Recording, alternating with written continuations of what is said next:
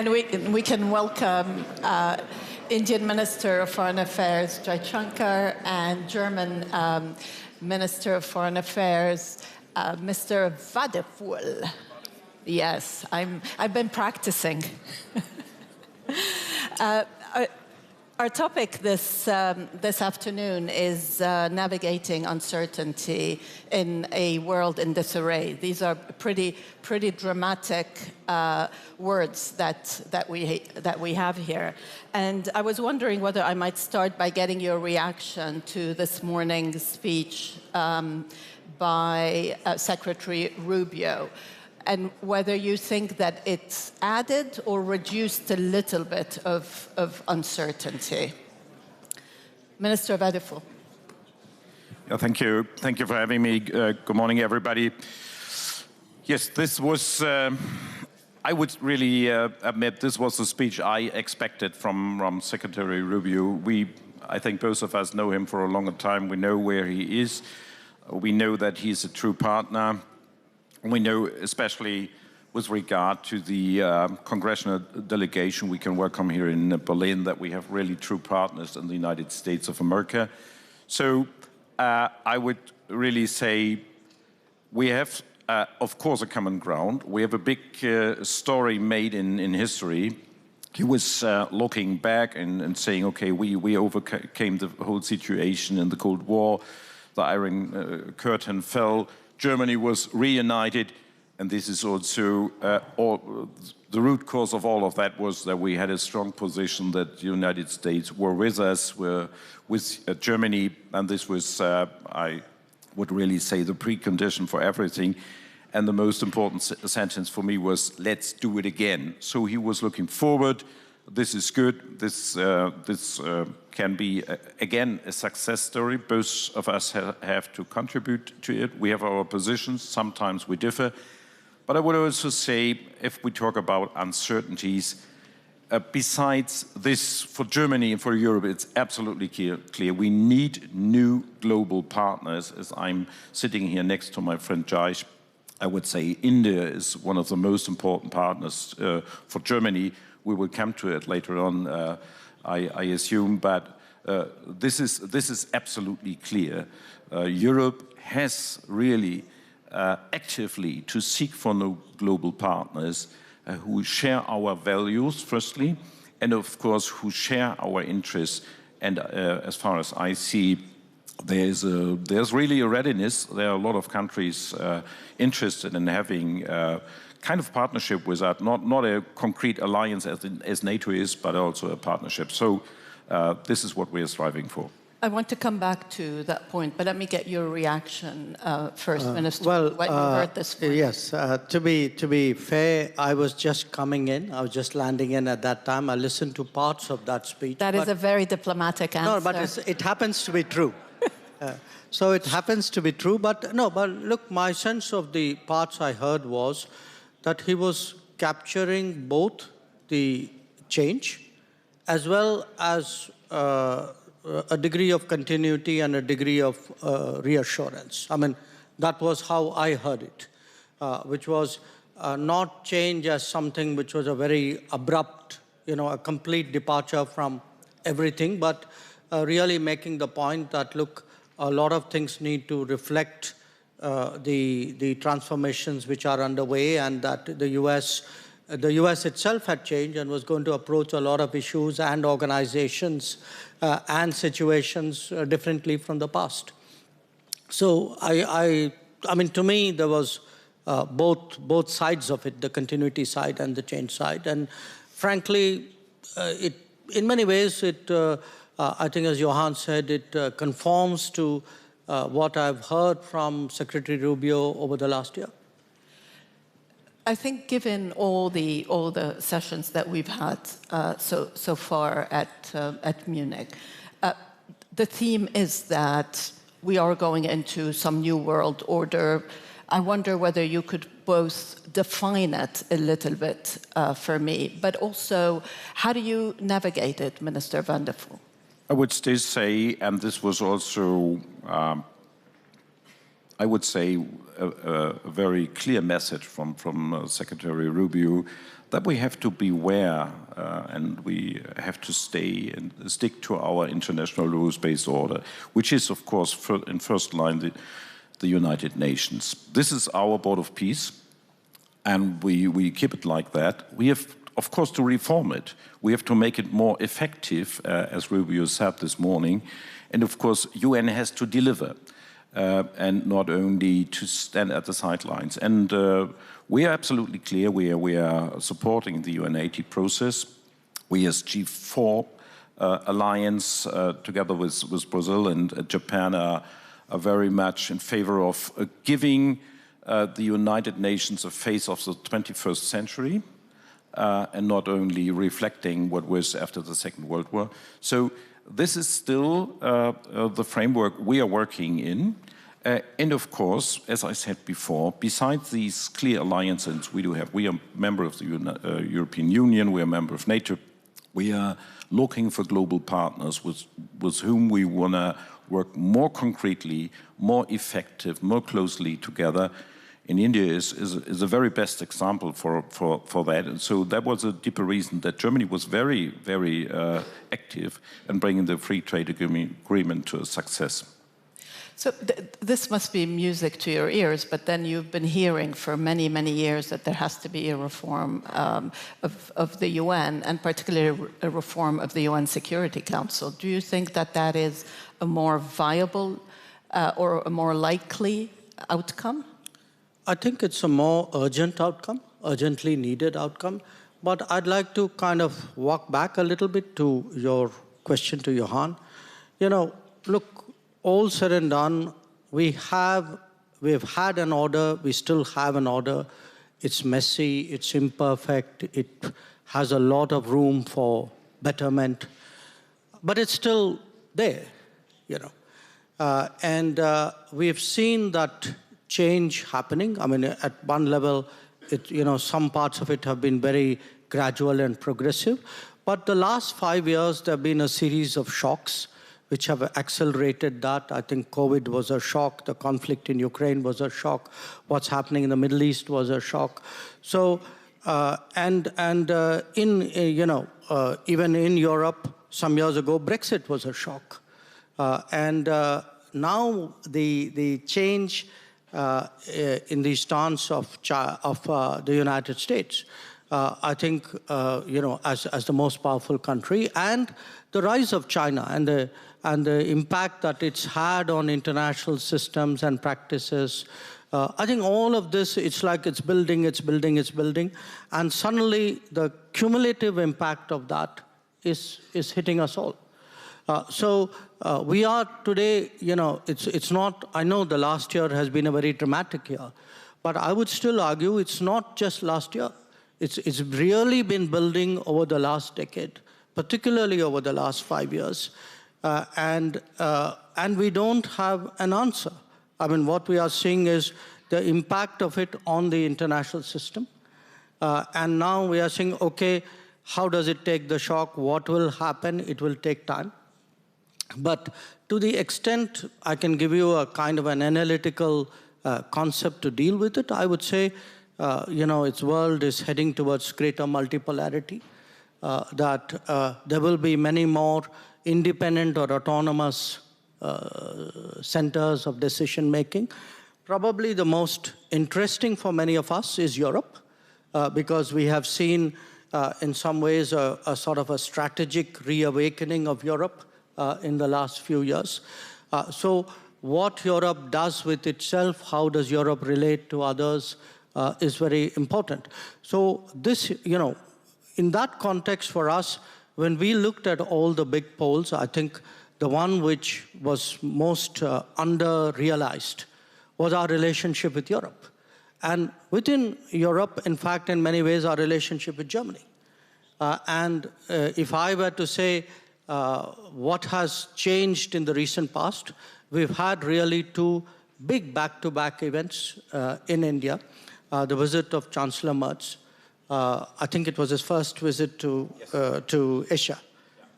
And then the India-Europe FTA, which President von der Leyen described as the mother of all deals. So I think the two of them actually are creating a new landscape between us.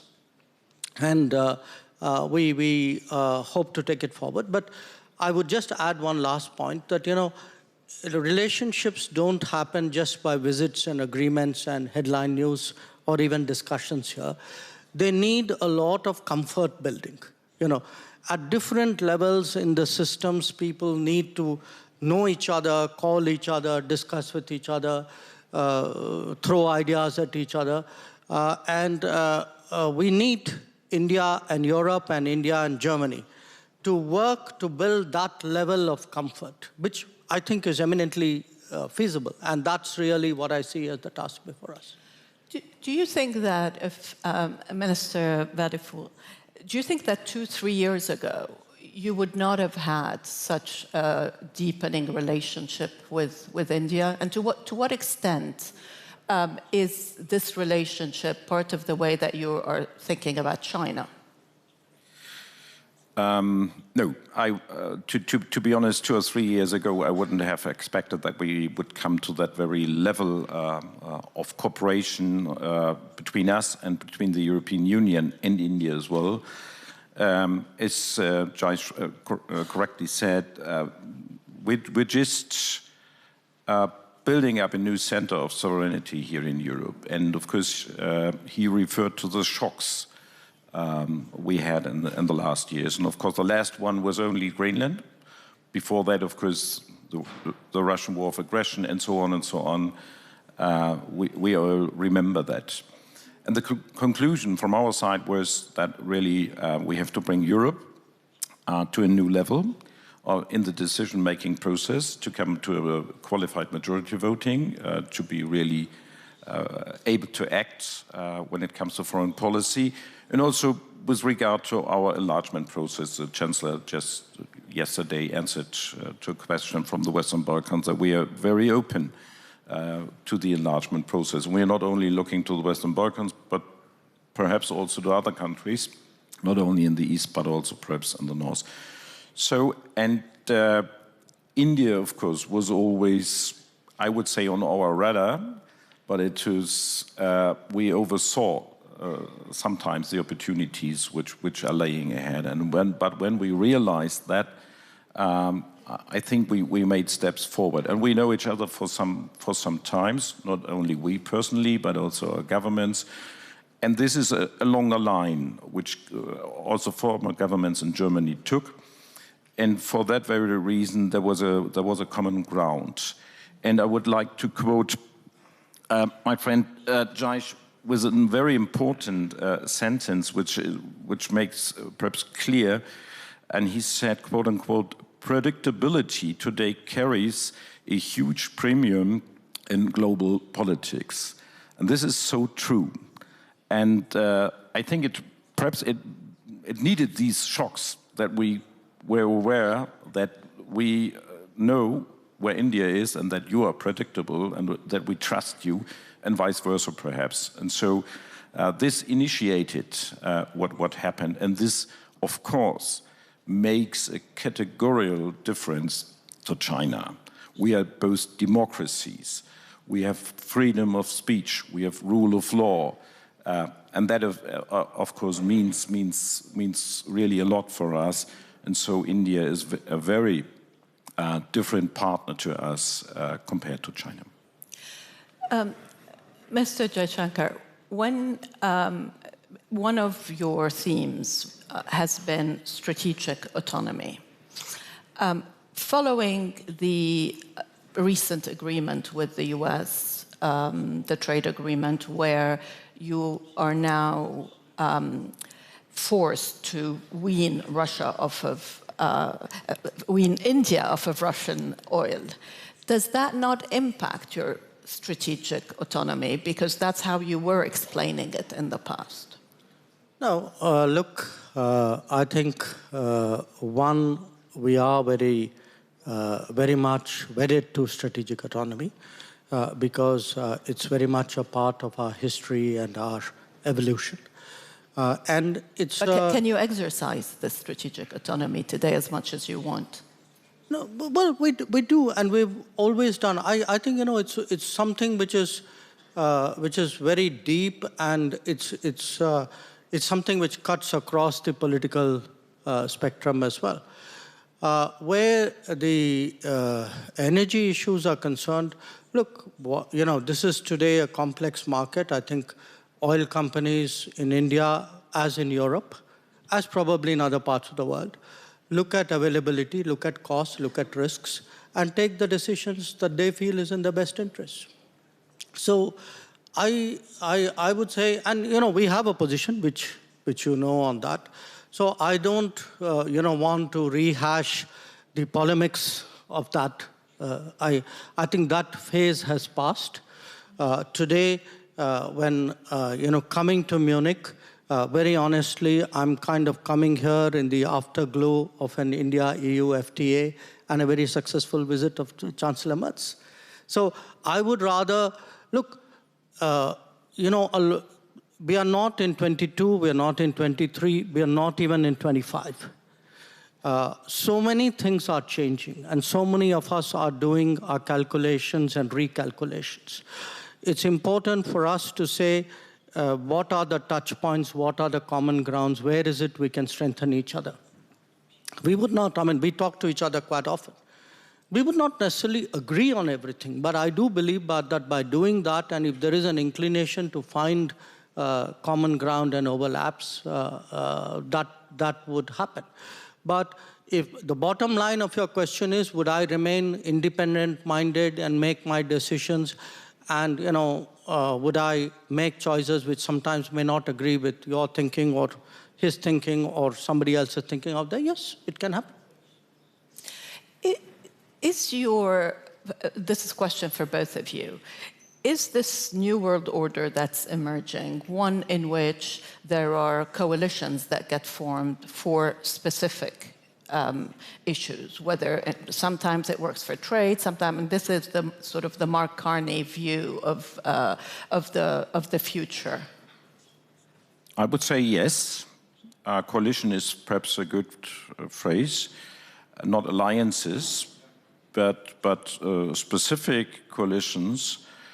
And of course, that includes this is not only for one sector. You cannot have a coalition only orientated perhaps on the economic sector if you have not a common understanding, a basic understanding on other sectors as well. So we are also cooperating on the defense sector very closely. We are cooperating when it comes to build resilience against climate change. We are cooperating when it comes to defending democracies and all these international rules-based standards and so on. So this is, I would say, a new world, a good new world is ahead, is achievable.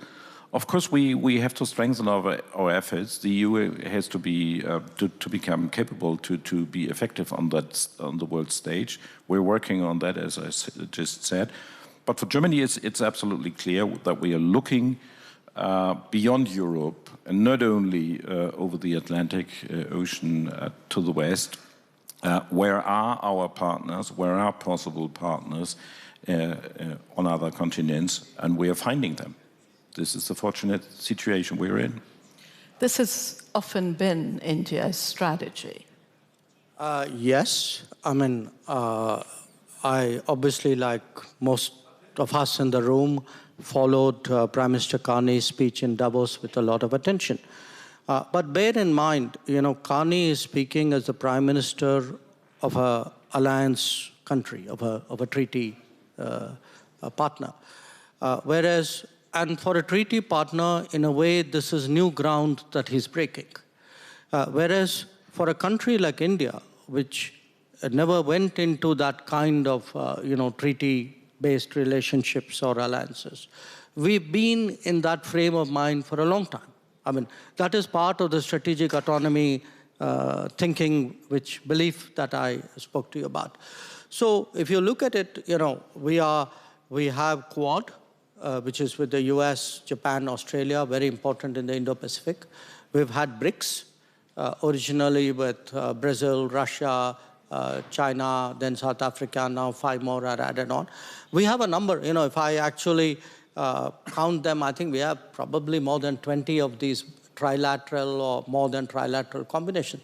In fact, we just did one with Canada, with Mr. Carney, India, Australia, and Canada on a You're deepening your relationship with Brazil as well, aren't you? Yes, yes, indeed. We have one with India, Brazil, South Africa. So we are as 3 developing democratic countries. So for us, this kind of coalition or working groups, call it what you would, but essentially an effective, practical, agenda-based coming together of countries on a regular basis. This has been very much the hallmark of Indian diplomacy now for about 2 decades. I'm going to open it up for a question after this one for Minister Wadephul. What do you think of a world made up of spheres of influence? And what is your sphere? Yeah, of course, our sphere is of course Europe, but I have to realize that there are powers who are trying to have that spheres of influence, and of course, in a way, we have to build up resilience in Europe against that. So that is a very good reason for us to look for these partners. And like India does have a lot of partners, so do we, as Europeans, as Germans, with a long-lasting relationship with Japan, a big friendship. I was just in Australia and New Zealand and visited Singapore and the Pacific Islands. I will spend my next longer visit to Latin America, so being in Brazil, Argentina, perhaps also Chile. So we have a lot of partners, and of course I would have to mention the African continent as well. But I think the new thing is, some years ago, and that was one of the first questions you raised here correctly, was, did you expect that very development? And I answered no, because some years ago we firstly considered these countries as being members of the BRICS, and that is in a sort of alienated us from them, and that was wrong. So now we realize that, of course, we have a lot of differences with especially Russia. That has not to be underscored here. They are very, very fundamental. And also with China. But we have a lot of things in common with countries like India, like Brazil. And why not focusing on these common interests and common values? So this is, I think, the new view Europe and Germany is putting on the world. It's very interesting. There was a question over there. Yes, go ahead. Well, thank you very much. Thank you very much. This is Dalal Erakat from Palestine. I want to touch upon the India, Middle East, Europe Economic Corridor, the IMEC, which we did not hear today. It is framed as a platform for connectivity, stability, and shared prosperity. How does India envision IMEC contributing to a regional stability in a way that is inclusive of Palestine and the Palestinian rights and consistent with international law and the two-state solution, so that economic solutions and integration and the trade road competition that brings also Europe and Germany to the board do not proceed alongside political exclusion of the Palestinian rights? Thank you. Well, you know, we have a long-standing position on Palestine, which you're familiar with. And when we embarked with a set of partners on the IMEC, the purpose of the IMEC is really to address connectivity, logistics issues, and improve the economy. So I would be careful sort of mixing up the two issues. The purpose of the IMEC is not to solve the Palestinian issue or to somewhere contribute or strengthen or... So I do think each of those issues is important, but I would not take one as the solution for the other. Is IMEC progressing? It's something that I think President Trump was quite excited. You know, answer is kind of yes, but not at the pace at which people initially expected it to, which is understandable because there was a big conflict going on in the Middle East and everybody's attention was on that conflict. But what I do see, I mean, when I come to Europe, especially when I meet people, countries, governments, leaders, businesses from Mediterranean Europe, but not only from Mediterranean Europe, from Germany as well, from France, there's a big European interest in IMEC. There's a big Indian interest in IMEC. We are the two ends of it. Remember, this is the historical trade route of hundreds, if not thousands of years. So we are trying, yesterday, I think Chancellor Merz used this coming back from a vacation from history. I think when you come back from the vacation, you'll discover IMEC is also part of history which you need to reinvent. There's another question down there. Yeah. Brankica Jankovic from Serbia, human rights expert. My question is for Minister Wadephul.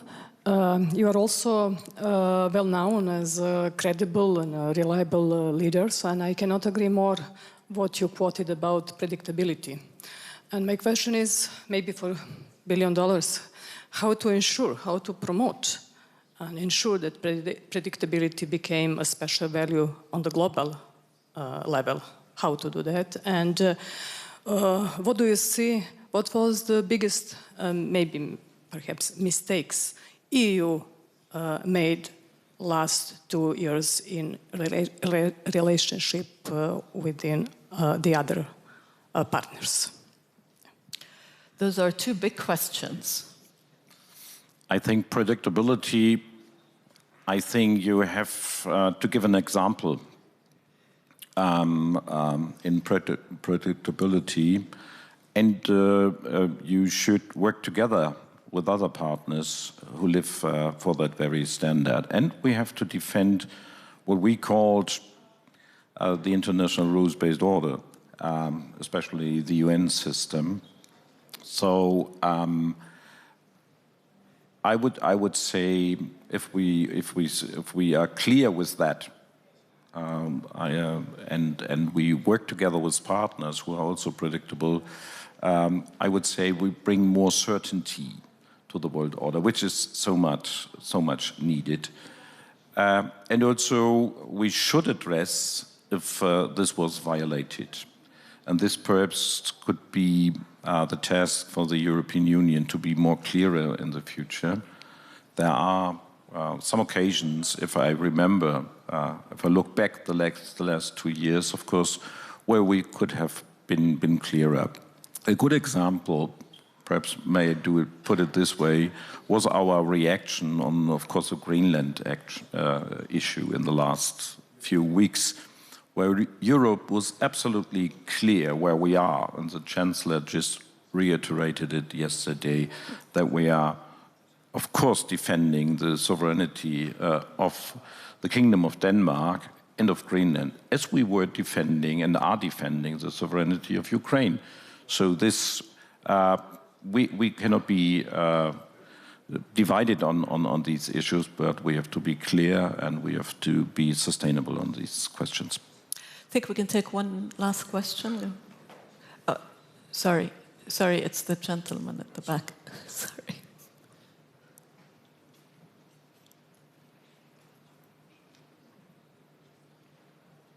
Thank you. My name is Daisuke Kawai from Tokyo, Japan. My question is about the Quad. As a Foreign Exchange Minister Jaishankar mentioned, last year the Quad summit was cancelled, and we haven't seen, such a strong unity among Quad members in the second Trump administration.